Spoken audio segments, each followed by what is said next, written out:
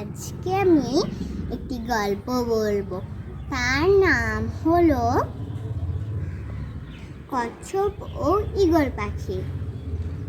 পাখিরা সহজেই উঠতে পারে, আর তা দেখে একটি কচ্ছপ খুবই দুঃখী হয়ে ঈগলের কাছে গেল।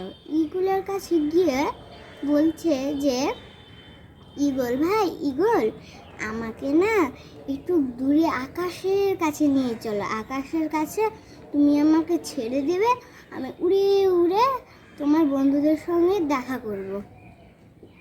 আর ঈগল তার এরকম পাগলামি শুনে বলল যে, যদি আমি তোমাকে ছেড়ে দিই তাহলে তুমি তো নিচে মাটিতে পড়ে মারা যাবে।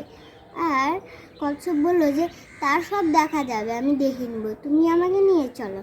এই বলে সেই ঈগলটা তাকে নিয়ে একদম আকাশের ওপরে চলে গেল, আর আকাশে তাকে ছেড়ে দিল। আর সে একদম সোজা পড়ে গেল নিচে।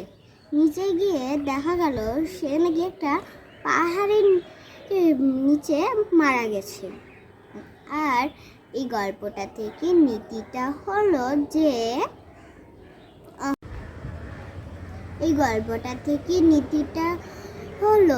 অহংকার পতনের কারণ।